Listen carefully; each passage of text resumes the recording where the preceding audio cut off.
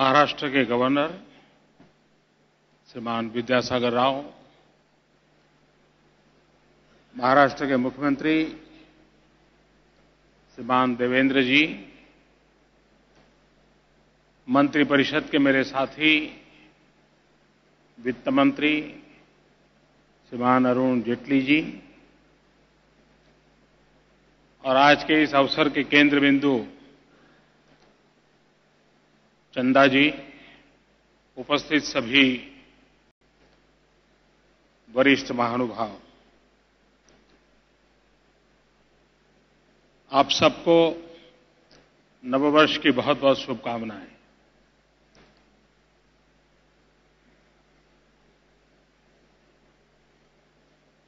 किसी संस्था के जीवन में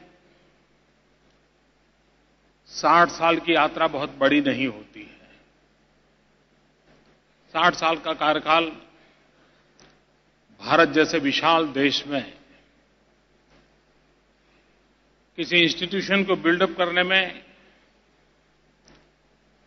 उसको लोगों तक पहुंचाने में ये समय बहुत कम पड़ता है।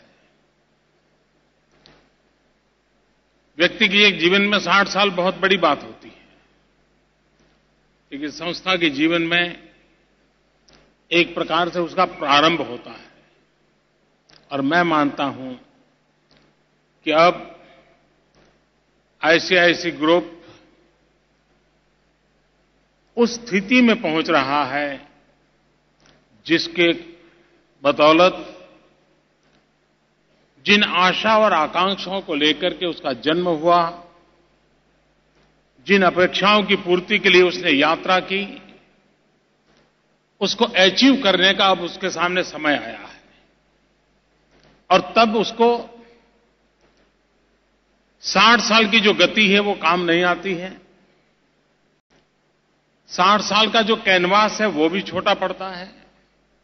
उसे बड़े कैनवास पर लंबी दौड़ के साथ अपनी योजनाएं करनी होती हैं।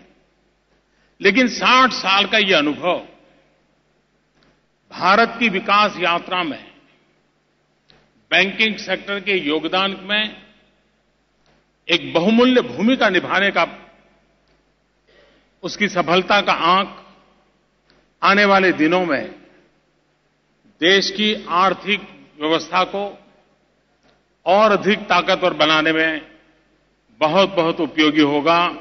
मेरी आप सबको बहुत बहुत शुभकामनाएं हैं।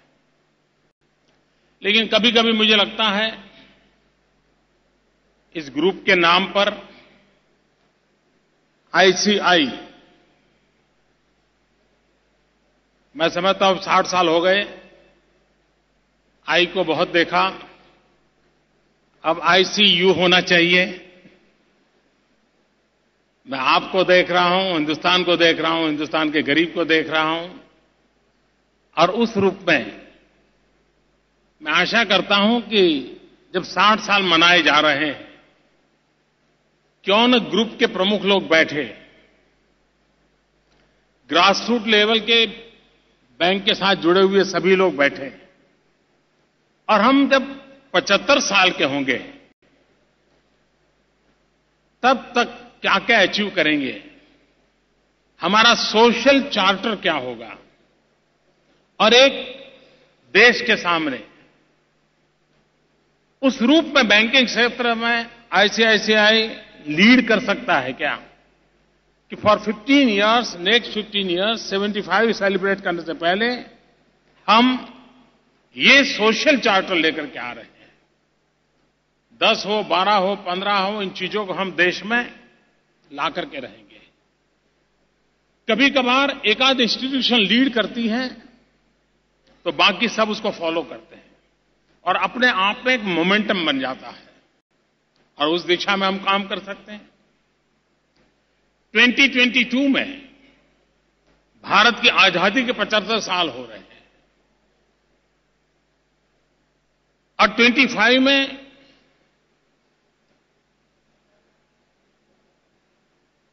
थर्टी में आपके 75 साल होंगे। उस अर्थ में बीच में आपको एक अवसर मिलता है कि भारत के 75 साल के समय का क्या गोल हो और नेक्स्ट 75 जब आपके हो तब क्या हो। एक सोशल चार्टर के साथ देश के सामने फाइनेंशियल सेक्टर किस प्रकार से नई दिशा दे सकता है, इसके सपनों को लेकर के आप आएंगे। मैं समझता हूं देश की बहुत बड़ी सेवा होगी, देश को एक नई दिशा मिलेगी। मैं चंदा जी का विशेष रूप से इसलिए भी अभिनंदन करता हूं कि जिस काम को मैं बड़े आग्रह से करना चाहता हूं, स्वच्छ भारत, उन्होंने उस बीड़े को उठाया, स्वयं ने भी इस काम को किया, लेकिन साथ साथ उन्होंने अपने सभी ब्रांचेज को सप्ताह में एक दिन सफाई का कुछ न कुछ करने के लिए प्रेरित किया है। एक मोमेंटम खड़ा हुआ है। उनके इस प्रयासों का मैं अभिनंदन करता हूं और पूरे ग्रुप को, सभी ब्रांचेज को, उस ब्रांचेज में बैठे हुए सभी बैंक के कर्मचारियों को इस काम को आगे बढ़ाने के लिए बहुत बहुत अभिनंदन करता हूं, बहुत बधाई देता हूं। लेकिन बैंक सेक्टर से मेरी एक और अपेक्षा है। क्या हम इस काम को तो आगे बढ़ाएं, जरूर बढ़ाएं, लेकिन हम हमारे फाइनेंस के जो एरियाज है उसमें एक नए क्षेत्र का इजाफा कर सकते हैं क्या, और उसको प्राथमिकता दे सकते हैं क्या। क्या हमारा ग्रुप एक साल के भीतर भीतर बैंक फाइनेंस की मदद से नौजवानों को प्रेरित करके कम से कम 1 लाख स्वच्छता के एंटरप्रेन्योर तैयार कर सकते हैं। वेस्ट में से वेल्थ एक बहुत बड़ा बिजनेस है। सॉलिड वेस्ट मैनेजमेंट के क्षेत्र में नौजवान आए, बहुत बड़ा बिजनेस है। वेस्ट वाटर ट्रीटमेंट के बिजनेस में आए, बहुत बड़ा क्षेत्र है। हम इस प्रकार के नए एंटरप्रेन्योर तैयार कर सकते हैं। हमारी यंग जनरेशन को उसकी ट्रेनिंग करना, उसको मॉडल देना और फाइनेंशियल व्यवस्था देना। मैं समझता हूं कि जो काम स्वच्छता के अभियान में आपकी बैंक कर रही है, लेकिन वो स्वच्छता के एंटरप्रेन्योर तैयार करती है, तो शायद एक सस्टेन व्यवस्था, लंबे समय तक काम आने वाली एक अच्छी व्यवस्था को हम उभार सकते हैं, और हमने उस दिशा में प्रयास करना चाहिए। मुझे विश्वास है कि आप इंफ्रास्ट्रक्चर में पैसे देते होंगे, आप पावर प्रोजेक्ट में देते होंगे, आप पोर्ट डेवलपमेंट के देते होंगे, बहुत बड़े बड़े कारोबार आपके चलते होंगे। यहां जिस प्रकार का ऑडियंस है उसको लगता है कि बहुत बड़े काम आपके चलते होंगे। तो इस ऑडियंस को देख करके भी मैं तय कर सकता हूं। लेकिन मैं एक और क्षेत्र में ले जाने के लिए कह रहा हूं। छोटे छोटे लोग जो इस एंटरप्रेन्योर के रूप में इस फील्ड में आए, उनको प्रेरित करें, एक बहुत बड़ा काम होगा। उसी प्रकार से यहां पर वीडियो कॉन्फ्रेंस से हमारे साबरकांठा के एक छोटे से गांव के लोग इस कार्यक्रम में शरीक हुए हैं। मजामा बैला बदा।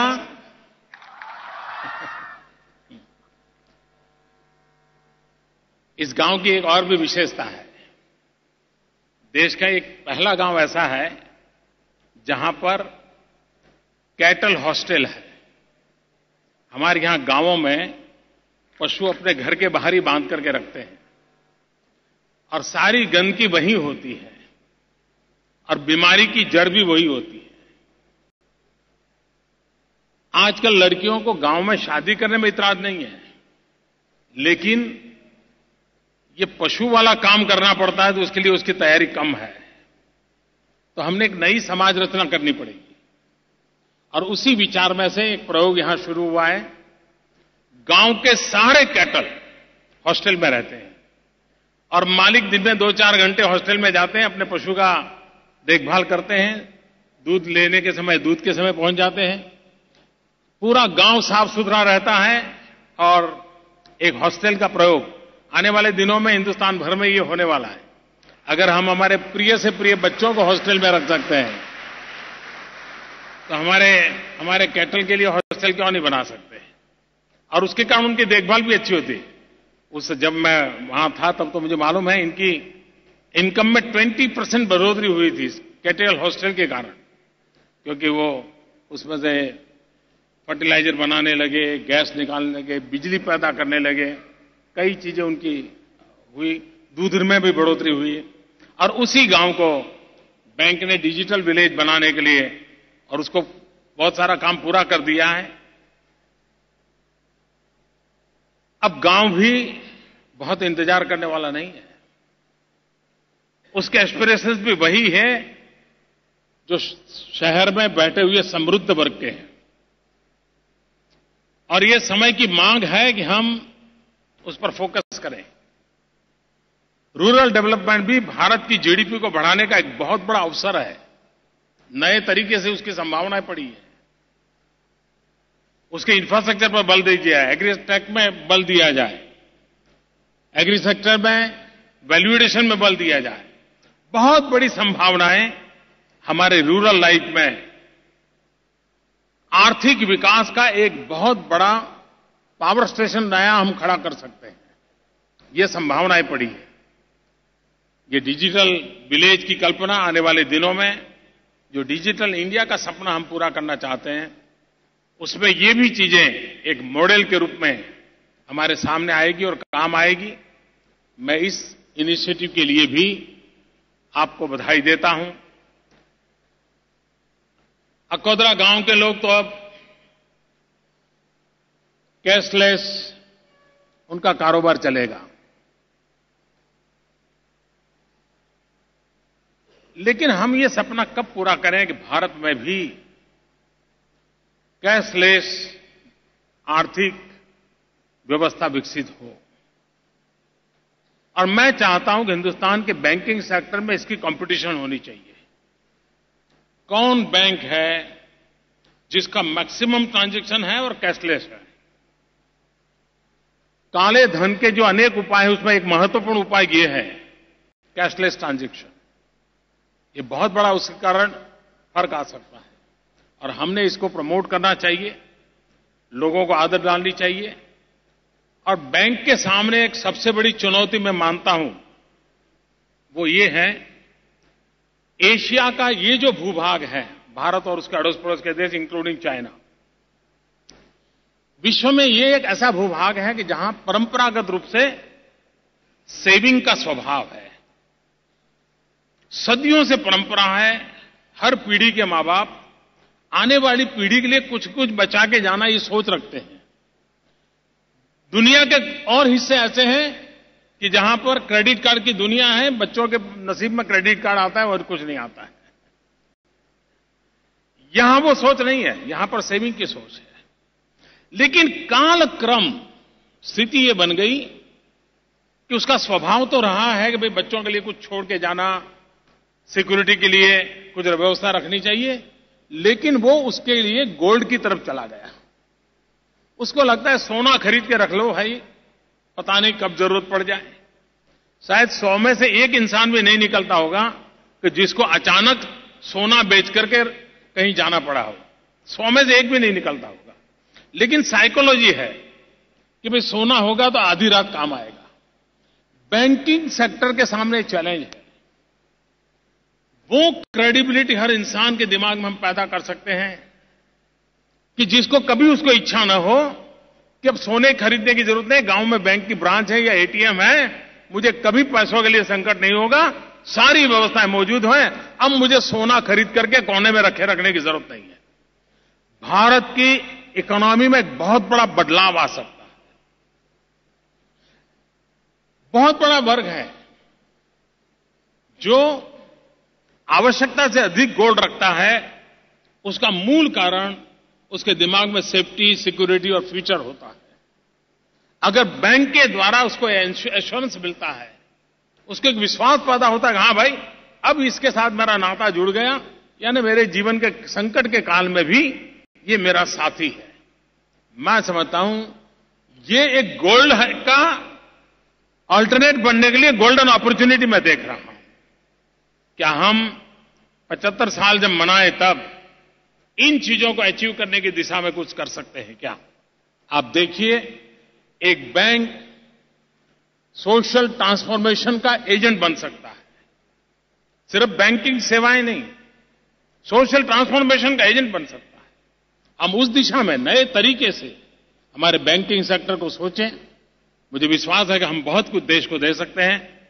मैं फिर एक बार आज इस अवसर पर इस 60 साल की यात्रा में जिन्होंने योगदान दिया, जिन्होंने इसका नेतृत्व किया, वे सब अभिनंदन के अधिकारी हैं, क्योंकि कोई एक कालखंड में सब होता नहीं है। एक लंबी प्रक्रिया के बाद ये परिणाम मिलता है और इसलिए इस ग्रुप के सभी उन वरिष्ठ जनों को हृदय से बहुत बहुत शुभकामनाएं देता हूं, बहुत बहुत बधाई देता हूं। बहुत बहुत धन्यवाद।